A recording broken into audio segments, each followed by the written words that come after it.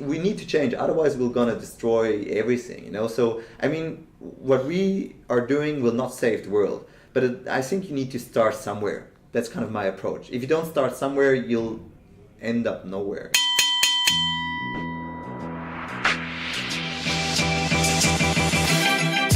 Welcome to another episode of Startup Stories, the podcast that brings you your entrepreneurship education and startup training by Europe's most inspiring founders. This episode brings us together with Nicolas Huxley, founder of Elephbo, a startup that recycles cement bags from construction sites in Cambodia and turns them into awesome-looking sneakers, sports bags, and other useful products. Talking to entrepreneurs that are on a mission to save the planet and have managed to build a viable business around that purpose is always very exciting for me, and I hope this conversation will bring you as much value as it did for me. Enjoy! All right, welcome. Thanks for taking the time and sharing your story with us. Thanks for having me. Could you maybe start with the basics? What's your name and what do you do with your startup?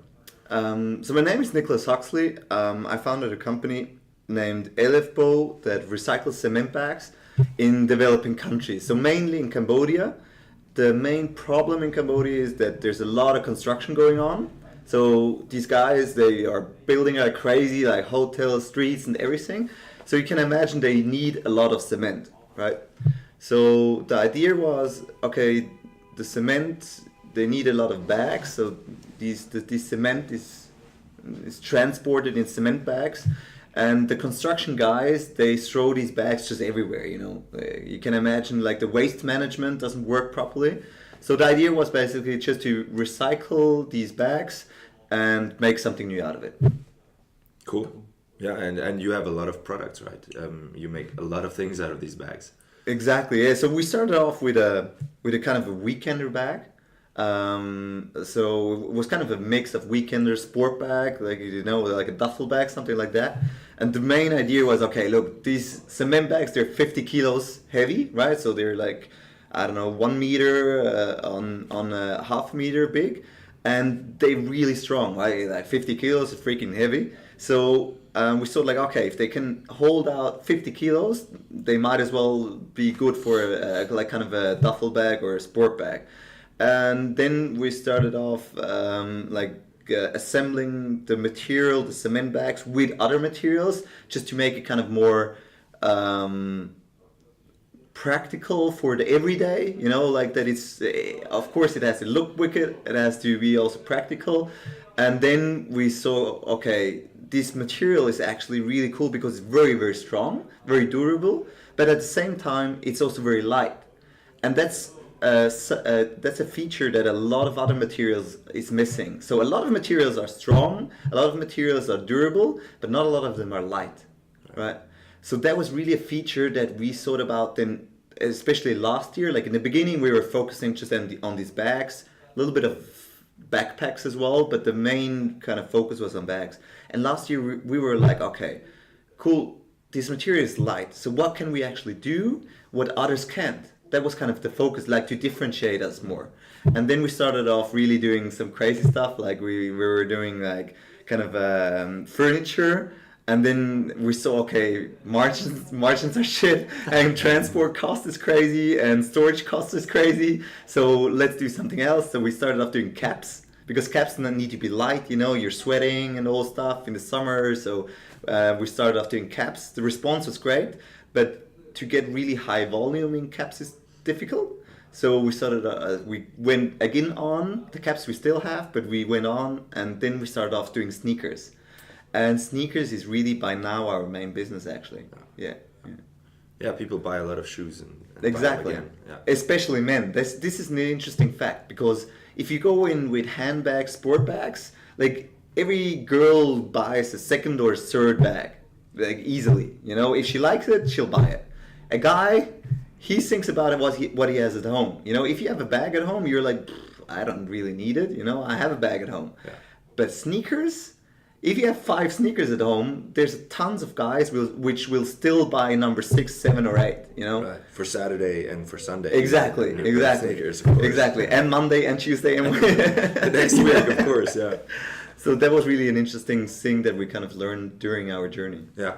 So, I mean, we checked you out online, and you worked at Ernst & Young. Yeah. Right. Before, so you were a consultant. Yeah. How exactly did you start learning to design those products? It's a big step to go from consulting to, I don't know, fashion or sustainable fashion. And a lot of people definitely. You know, maybe there's some people who have this idea and say, I'm not a designer, so I'm not going to do it. What would you tell these people? How did you do it? I mean, I would say that's, if you always do what you can, you'll never learn something new, right? It's as easy as that. If you always think that, hey, I'm only going to do what I can, then you might as well, never learn something new. So my kind of approach was, okay, I like just trying out stuff. I don't know, you can give me anything, I'll find it probably cool, just for a certain amount of time, because it's something new, I'm fascinated to learn new stuff, to try new stuff, and that's kind of just the nature. I think that's my nature, and that's the nature of a lot of entrepreneurs, I guess, because that's why you do something else, otherwise I might as well stick to the same thing 40 years long. And that was kind of the whole thing. I mean, I paid a lot of, I don't know, the English, the proper English, learning money, or how do you call that in English? I don't know. Yeah, I don't know. Leergeld. Yeah, it makes sense. Leergeld? I don't know the proper English word, but then, I don't want to know how much learning money I paid. I'll probably go crazy if I knew that. But you make a lot of mistakes, and the only thing, the only right thing how to deal with that or how to approach it is, okay, I'm making mistakes. Don't do the mistakes a second time, realize what the mistakes are and really focus that you keep improving. I mean, that's what you have to do constantly. So how did you do the first bag? What did that look like? Did you buy a sewing machine? You got some of the, how did it look like? The first bag was actually kind of, we took these cement bags and we were looking for some people in Cambodia to do it. So the first kind of approach was, okay, I was in Cambodia, I was, I don't know, driving around in this tuk-tuk all over the place in order to find people who can first recycle the bags and then assemble them, right? So the first kind of approach was, we don't want to use any other materials, we want to do the whole thing with cement bags. Then this was about probably 1 or 2 years, and it was like an on and off, I was there for a couple of weeks, then I went back to Hong Kong where I was studying. Half year later I came back, and then it was like, okay, quality shit. People find the idea cool, but it's not kind of working. It's not really scalable because the people down there, they're doing, they needed a lot of training. The quality standards are not working out. You need all the time somebody who's doing QC. So then soon I was like, okay, I need to go another way. I took about 20 cement bags back to Switzerland, and I look for somebody who just brings me the know-how. So I think that is something which is really important if you want to build an idea. Realize what you are capable of, but especially realizing what you're not capable of. So I was really, I knew I can't sue. I have a lot of crazy ideas, but in the end you need somebody professional regarding the design, who tells you this is possible, this is not possible. And then I searched for a designer here in Switzerland, and we found a girl, Julia Passani was her name, and she joined us from the Textilfachschule here in Zurich. But of course not at all on a full-time basis. This was completely just on a temporary basis, temporary one day a week. Exactly, that was it about, exactly. 1 day a week. Sitting together, developing, trying out. She threw the things by herself, and that was actually kind of the next step. So she developed the first prototype in combination with other materials. This prototype, we said, okay, we can't do this in Cambodia because of the additional materials like leather. We bought the leather from Italy, from Florence.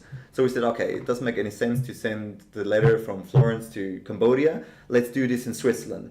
So the first kind of series of production regarding that model was here in Altstetten. You know the Basislager? Ever heard of it? It's like a complex of containers. Oh. Right next to the sex boxes. Like everybody knows where the sex boxes is. No, it's right. Like the big, the containers, and it's like a complex of, I don't know, about 30 containers. A lot of startups are in there. Like they're really cheap, and there's a lot of also like kind of artists and stuff. Yeah. So you can rent these containers as an atelier. Right, okay. And we did this in combination with the other startup called Bivac. They recycled certain materials from the Swiss military and did the same thing. They also made bags out of it. And then, like we said, okay, we have the same kind of business. Let's just share a sewing lady, which produces our stuff. And then Julia designed it, did kind of all the simple steps, and then the actual sewing was here in Altstetten. Yeah. Cool. Yeah. And that's the first edition was the... That was the first edition about 80 bags. Yeah, around about 80 bags. Yeah, first series. Yeah. That was in 2014, end of 2014. Yeah. How does the supply chain look like today? So now, I mean, we have 10 people in Cambodia, which really day in, day out, they go around all over the country. You know, they go into the fields, they go into the construction sites, streets, and pick up these cement bags. Mainly, I have to say though, we recycle directly on the construction sites. Why? Because we don't want to, I mean, the construction worker, we don't want that he throws the bags anyway somewhere, because if we have to go out onto the streets and pick them up, it's a much bigger hassle, right? Yeah. So we said, okay, let's kind of go one step back and go approach the construction workers or the boss of the construction workers and tell them like, hey, just put them into a corner, you know, these cement bags. We'll do your waste management, you know, we'll come by and just pick them up. And like this, we can recycle much more. There's less damage to the material. It's much concentrated, much easier. So this is kind of the process of the recycling. Then there's 10 people walking around and just organizing this, right? Yeah. So you must collect a lot of bags. Yeah. You have a cement bag counter on our website, and you see like how much we've recycled. So far we're around about 40,300 cement bags. So that's a shitload of cement bags. That's like really, I mean, that's, I don't know, we once tried to calculate it, it's about 3.5 tons of plastic. Yeah, so it's really a lot of stuff. So then the next step is, okay, these guys, they go out to the construction site, right? Then they pick these up, these cement bags, they bring them back to our production hut.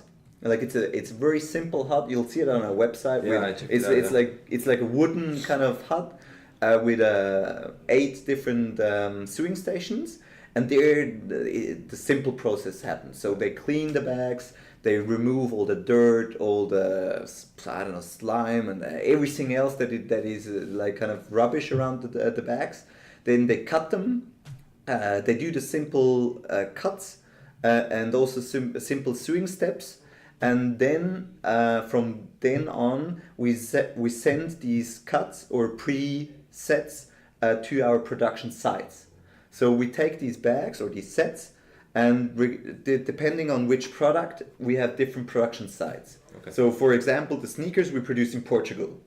So we send these sets by ship and truck to Portugal, and the final assembling happens there. And the main reason for that is QC. So we want to have better control about the final product, and also the material, the additional materials. For example, the sneakers, the leather. Right, the leather is from Italy again, so we don't want to send the leather from Italy back to Cambodia and like that. That's senseless as well. Mm-hmm. So that was kind of the decision why to split the sourcing and the final production. Yeah. Because there's a big step in between the first kind of set of products you made. You brought the cement bags back here, and now you have everything set up in Portugal and Cambodia. And how do you make sure that quality that everybody does their job in Cambodia, in Portugal, and that you get And how? Well, I'm not saying we are in control of everything. So no. I mean, we try by now. I mean, this is a matter of time as well. You know, like in Cambodia, I was in Cambodia myself more than a half a year in 2016, just in order to really set up everything professionally. You know, to organize everything. I knew that I won't be able to be all the time in Cambodia, so I knew I need to be there in the beginning to set up everything as good as possible and to have local people in charge, which can manage the whole thing. So we have a lady, Q, who manages all the workers who recycle, and then we have a guy named Comnit, and he does kind of the communication, the distribution of the salaries. He speaks quite well English, so we set up a Facebook account for him, which we communicate via Facebook Messenger. So we set up a bank account for him because they don't have any bank accounts, right. You know. So we knew, okay, we can pay him. He pays all the workers. He's with us since 2011, so I knew this guy. He would never run off with the money, or I don't need to worry about anything. So we really tried to give as much as responsibility to the local people. But then on the other side, in the beginning, especially 2016 and 17, when we really scaled the business, we had a lot of problems with QC in the final production. Because, I mean, our partners, there are small production sites, but therefore also more kind of experienced in high-end production, so high-end fashion. So they know about very good, high-quality products, but they're of course not used to cement bags. They don't know this material. Yeah. So right in the beginning, it was just like, okay, these workers, they needed a lot. I really underestimated the time which they needed to really get used to this material. You know, they said, of course, in the beginning, like, no problem, we can deal with this. But yeah, as you can imagine, like, it was freaking crazy. Yeah. How did you? I was just thinking, back to when you launched your first series of 80 products. Mm-hmm. How did you get those to market? So you had these products. What was the next step? At that time, I was still working 2014 and 15 at Ernst & Young. So, I mean, the first 80 products I just sold to friends and family. You know, I was really like, okay, guys, look, I have an idea here, buy this shit, or you're not my friend anymore. Yeah, I was like that. It was quite easy. It's a nice trick. It was quite, and it worked. So you're good friends. Exactly. Yeah. You just need good friends. Otherwise, you'll just be alone. You know. Yeah. No. So that was really kind of okay. Now, obviously, like I showed the products to my friends. I really tried to get feedback. We set up a website. So my friend over here, he has a company doing websites. He was with me together at Ernst & Young. So we're still sharing offices, and he did the website, set it up really cool, professionally. We put some nice pictures and everything up there, and then we send it out to our network, Facebook, LinkedIn, and really just very simple, without any, we didn't have a real marketing budget. Yeah. So we really it was really a matter of networking. Yeah. And it worked, like 80 bags is not a lot, 80, if you think about how many people 80 bags, the first 20 go like that. You're just very popular. Exactly, yeah. Sorry? You're just very popular. Fuck, no. Exactly. I understood the bags are very popular. Well, I'm not. You're also popular because you're quite successful. Well, it's always a matter of perspective, I think so. If you don't sell the first 20 bags with like that, don't start a business, then then your product is shit. It's as easy as that, if you don't sell the first 20 products like that, then you might as well think about, hey, is this really the right thing? Do people want it? Yeah, exactly. So you started with the friends, right? Yeah. And that worked very well, and then you said I just spread it through your contacts, kind of. Yeah. What was the next step? Like, what did you do until now, and how do you want to do it to grow even further and internationally? Yeah. So this is like two big different things, right? So after these 80 bags, that was kind of the moment where I was like, shit, man, this could really work out. There's some real potential in here, because up till then, to be honest, I was like, like hustling a little bit around. I was working tons of hours with EY. So you weren't really thinking about, doing this as real professionally. And then after these 80 bags, how easily they went, and people were always like, hey, this is cool and awesome. And, you get more feedback and more requests. And then I was like, this was like autumn 2015. And I was like, shit, okay, I think I need to give it a try. And then I quit autumn 2015 at EY, went a half a year to Cambodia. And in Cambodia, I decided to do a crowdfunding campaign.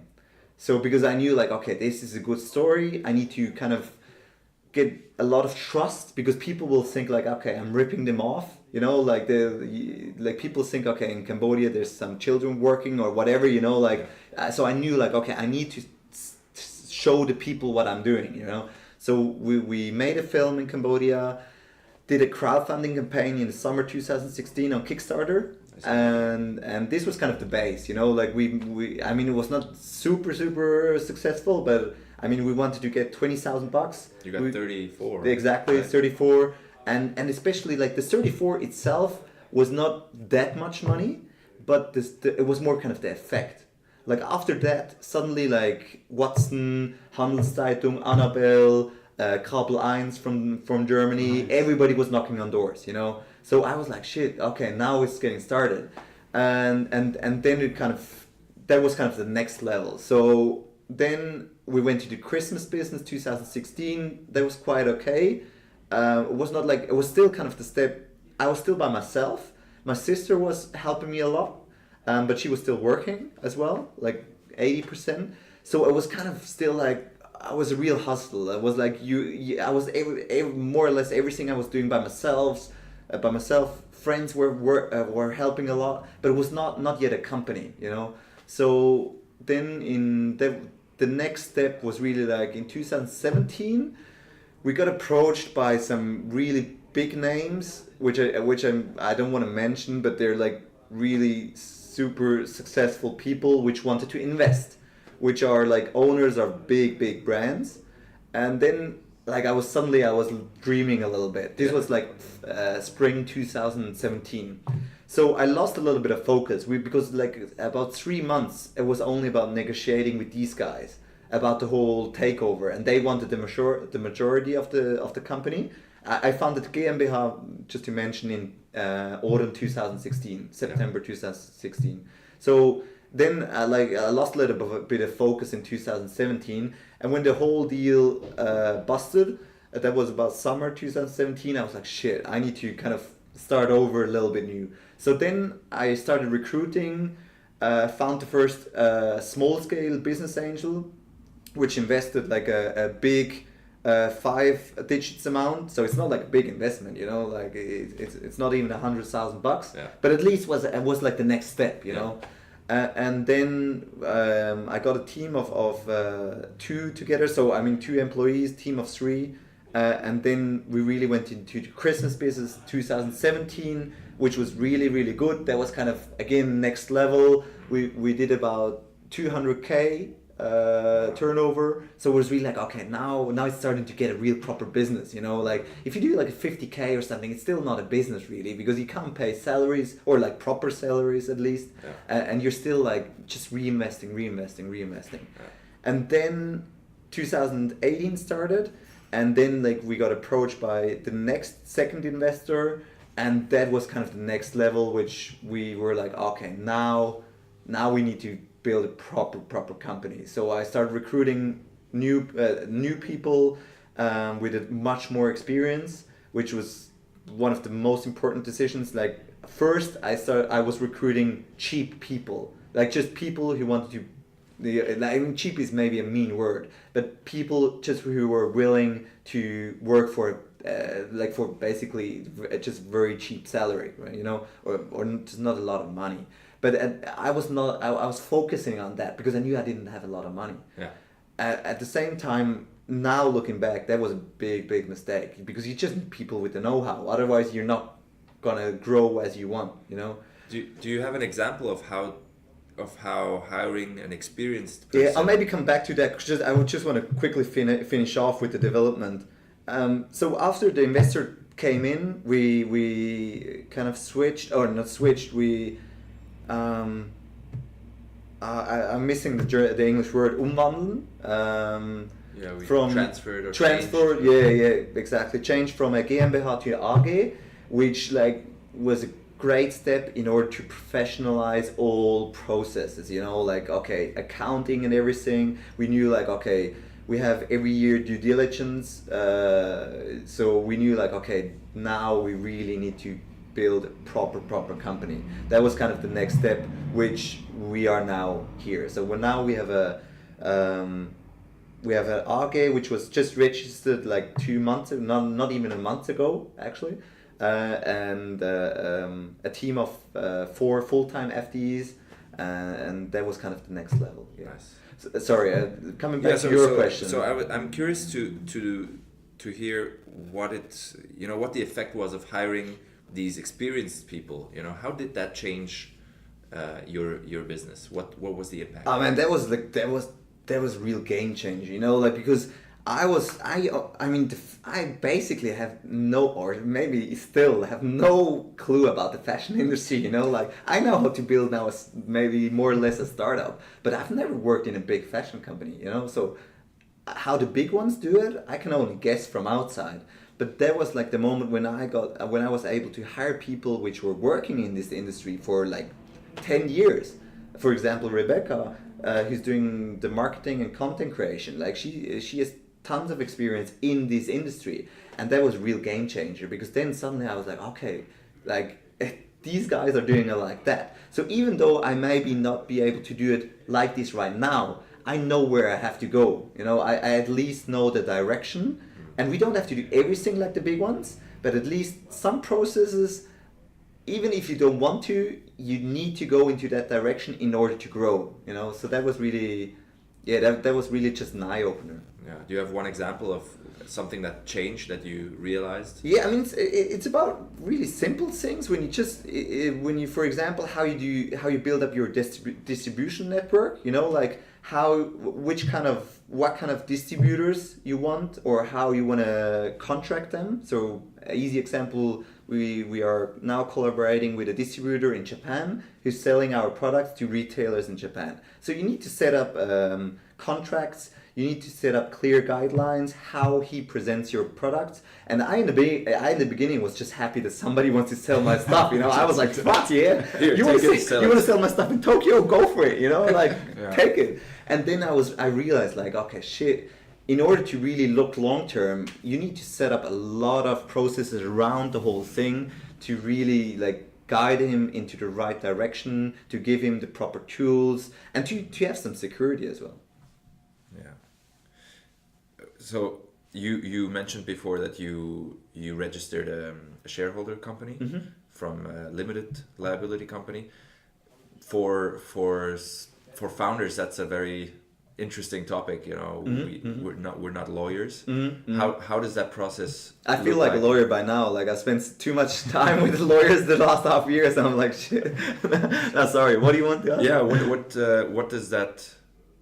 Can you go through that process in maybe? Yeah, well, it's probably a long process. Yeah. So, I mean, the one learning from this is like you can't generalize the cases. Like this is what we, or also my lawyer learned. Like we started off the whole process in February, and we registered the company like just last month. So look at the timeline, and at the beginning was like even the lawyer said, okay, this maybe takes 3 months, and he said like, okay, just to give me a proper timeline. Okay, it could maybe also take longer, but of course the first problem was our accounting was of course not set up for this kind of transfer, like because you need if you change from a GmbH into an AG, you need a proper revision, like, or is it due diligence, like from a revisor. So these guys, they go into every single booking that you have, and of course as a small company, as a startup, you do a lot of mistakes. So that was the first learning. I was like, shit, we need to go over our books in order to really show them, hey, look, what we're saying about turnover, margins, costs, salaries, we're not talking bullshit. This is like, we need to prove the numbers, right? And for a small company which is hustling around, this was really difficult. It just took tons of time. That was a kind of the first learning, like, hey, if you do your job right from the beginning regarding bookings, accounting, everything with numbers, like it'll like save you a lot of hustle probably in the future. That was definitely the first learning. And then the next one was, you just need also investors or business angels or just people who give you the money. They need to talk real shit. Like, there's so much people out there who even, I think a lot of them have probably money, but they just, they have a big mouth, but there's nothing behind it. Like they say, okay, I'm interested, let's sit together and discuss some possibilities. And then you sit down with about 20 people and 15 of them, they're like, okay, this sounds awesome. And I know this guy who also could invest and we'll probably invest together. And then, we can think about some options and Wandel online and I don't know, people spin off some ideas. And then you're like, okay, cool. And you see all these opportunities. And in the end, you'll probably have like out of 20, not even 10%, which like they talk real stuff, like these guys. I had now in the end it was really like these 10%. I had like 20 people which I sat down, and in the end we signed contracts with 2 people. And these people I saw quite quickly, like they didn't think about, okay, we have this possibility and this. They told me like, okay, how much money you need, why do you need it, and then until when do you need it. That was it. And then I told them, okay, I need this and this for this and this until then and then. They said, okay, prove me the numbers. And that was it. That was the deal. And so this was really a learning. Also, there's a lot of people out there where they talk a lot, but there's not a lot behind it. Super interesting to hear. Like, to come back to the bookkeeping stuff, right? Yeah. We actually heard that before from another founder. A lot of times. Yeah, a lot of times actually. Yeah. They had exactly the same problems. Yeah. I can't remember which ones exactly they were, but they said exactly the same. Yeah. Yeah. They were in a similar stage as you are Yeah. now, I think. Yeah. I mean, the thing is, that was my mistake. I mean, in 2017, I was focusing only on sales. Everything else I didn't care about, I was just like, okay, I need to sell my stuff in order to make money. So I knew, like, if I can prove anybody that we can really sell it and make turnover, I knew then it'll attract attention, So that was my only focus, besides, of course, like the production. But that I was able to manage. And then like everything around it, like all this accounting and just everything that seems not important at that moment, I just was like, I just put it as second priority. And that was, of course, a big mistake. Like that, you make a lot of mistakes. Yeah. Yeah, although you could say, in the beginning, if you don't sell, you can do accounting, but... Absolutely. I mean, it's a difficult thing. I would say, I mean, for me, it now worked out.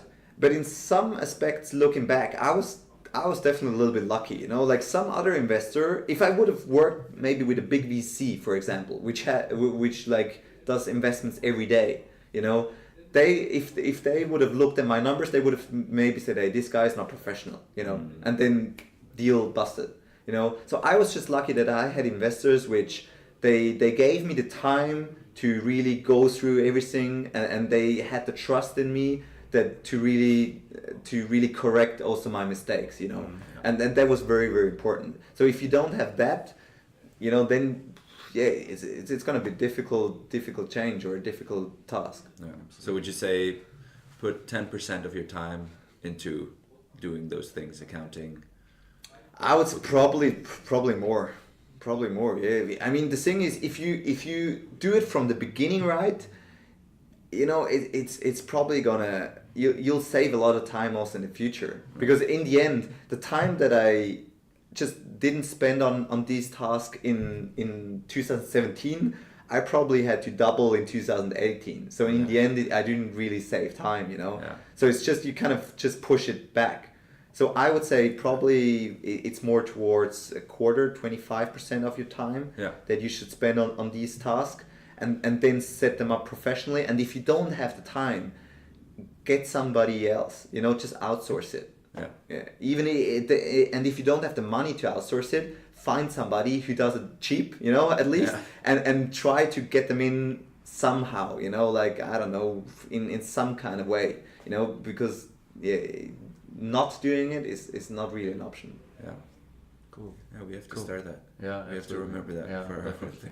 Definitely, very soon. Yeah. So that's why we love these interviews, because we learn so much as well. Yeah, We're like, oh fuck, we need to do that. Yeah. Oh shit, we haven't done that. Oh no. And the worst thing is, like, I know 2017, like, somebody, like, when I talked to one or two of entrepreneurs which already were quite successful, they told me this as well, and I was like, I know, but I went back home and all I did was sell. So actually, I think, like, most of the people, they know, like, I knew as well that I should do this, but I had different priorities, that was it. Yeah. How did you get in your first physical stores? Because you sell online, but you also sell in different physical locations around Switzerland and also in Japan, right? Yeah. How did you get in those stores? Because those stores, right? You can basically rent space, I imagine. No. Or is it? How does it work? Like normally, okay. There's two kind of common models when it comes to retail. One is I don't know the English word in Consignation. So Consignation means that the shop takes your products, puts them into your store, but he doesn't pay you up front. So he only pays a certain. He only pays you if he sells something. So, for example, let's just give you an example. I'll give you 2 bags for $100. If you sell one of them for $50, you take maybe 30-40% commission and give me the 60 or 70%. Right? This is in Consignation. This is quite common for especially small stores, but it's shit regarding liquidity because you don't have the money up front. So this means you produce a lot, you put out a lot of products, and you don't have any control, because these guys, the problem is with Consignation that if the stuff is in the stores and it doesn't work from beginning, it might just end up somewhere in the back, because they don't care. You didn't pay for it. There's other products that exactly sell better. Yeah. Exactly. So that was a really quick learning. Like after second store, which we did this, I was like, shit, this is not working out like this. We need the money. The cash flow is not working out. So then this is actually how retail normally or a lot of times works. They have a better margin, so you give them a better margin, but then they buy the stuff from you. Like they take a certain amount, you have a minimum quantity which they have to buy, let's say turnover of $1,000. They can choose whatever they want, or you give them certain sets and they buy at a better margin. So this is like, what we do today, we work 90% like that. We only work in Consignation with really big players to get a foot into that market. Yeah. Like, or to get a foot into these shops, but only with the really, really big players. Then we do in Consignation because you want to get a chance, You want to try to really get the big deal. Yeah. And in order to prove the big deal that it works, you need to display, hey, our products are good, they're high quality, they sell. But with the small shops, we said like, hey, we're not doing this anymore. How did you prove to the small shops that, it was worth buying your product? Storytelling. It's only about storytelling. Okay. You just have to, if you have a proper pitch, you tell them the story, how your product has been, just the story of the whole concept of the project. And either they believe in you or they don't. It's as easy as that, Everything else is up to them. How important were your previous sales in that conversation? No. No. I mean, they can't. Some of them ask about, okay, where do you sell otherwise? How much how much turnover you do with other retailers? That I could tell them anything. They can't prove my numbers, That's true. So they actually, I would say 90% of the stores they don't even ask me because they know they can't control anyway. Mm-hmm. You can tell them anything. Mm-hmm. So what they actually do is it's a lot about believing in you. Believing in the product. I mean, a lot of these retailers, they know their customers. They know what kind of people come into their stores. Yeah. So then it's a matter of knowing your customer and just kind of thinking about what fits this customer, like kind of to bring this match together. Yeah. Yeah. So we're soon running out of time, so we should jump to the next big question, right? Mm-hmm. Because you have to go back to your Christmas sale. Christmas business. Yeah, exactly. Christmas business. Yeah. So looking back and also right now, actually, what was your biggest challenge and learning so far? Recruiting the right people. Yeah. Okay. What I see from others, it's the same thing. It's difficult, especially in a country like Switzerland, where you have so much opportunity cost. I mean, you don't need to be a genius to get $5,000 somewhere. Salary. You don't. It's in Switzerland. Actually, it's nearly too easy. I mean, you sit somewhere in the back office of a bank and you get $6,000. It's ridiculous. And that's a big problem because to find, as a startup, you're not able to pay $7,000-8,000, especially in the beginning now, So to find people who are willing to work their ass off, to work even on weekends, in the evening, 12 hours a day, and knowing that they're probably not going to get as much pay as somewhere else, that's really difficult. And then besides that, to find people who are just, cool, to have a good time, who want to have fun, who are motivated, to come out every morning, have a smile on their face, and, it's always difficult, every day you have challenges where you think like, shit, man, how are we going to work this out? And to have people then who are like, it's going to work out somehow, who are positive and constructive, this is really, that's the most challenging task. If you have one recommendation, how to do it? Take time for recruiting. That's the only kind of my mistake in the beginning was I didn't put enough time in recruiting. So you put out a job ad and you interview maybe 10 people and you're like, okay, shit, now I have to choose somebody.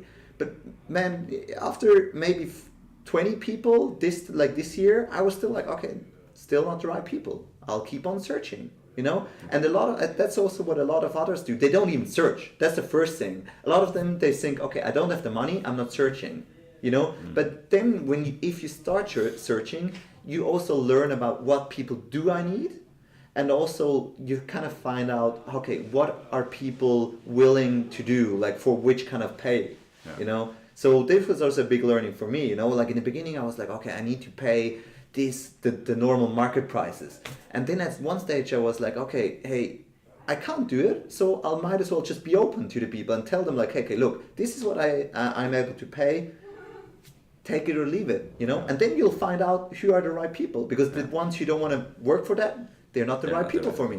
Yeah. That's it's as easy as that. Yeah, exactly. Yeah. That's a very good learning, actually. I think that helps the people, ourselves as well.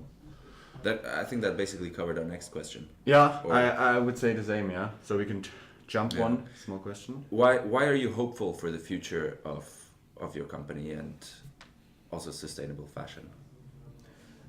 Okay, there's two different things. I mean, why not regarding my company? I would say why not. I mean, I can see it's just amazing what we can achieve in these developing countries, what we have achieved already in Cambodia, and we get approached by people all over the world, Nigeria, Benin, Philippines, who want to copy paste our business model, or which tell us, hey, please do the same project in our countries. So I know this is one side is the sourcing side, and the other side we just get a lot of great feedback from the customers, which motivates me every day. If I see people who say like, hey, it's awesome what you're doing, I love your product, I love your project, I mean, that's kind of the motivation you need. Then the other thing is why am I hopeful regarding sustainable fashion. I mean, to be honest, I mean, fashion itself is for me second priority. First priority is general sustainability. I think the world is just, everybody sees it. It's getting fucked up more every day, so people short or long term will need to change. There's no kind of choice,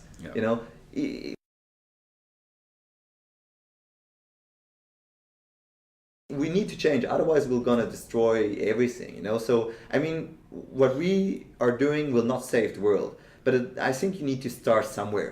That's kind of my approach. If you don't start somewhere, you'll end up nowhere. Kind of. Yeah. Did you rehearse that quote? Because that was very good. I was like, I wouldn't. Deep words. I couldn't actually. I don't want to. I'm not quite sure about that. To be honest. Anyways, I don't want to say it's my quote, but maybe it is. Maybe it is. We'll check that. All right. So our last question is what was the last book you read, or blog post, or video that you saw that really inspired you, or was very good, and you would recommend that other founders? Biography of McDonald's founders.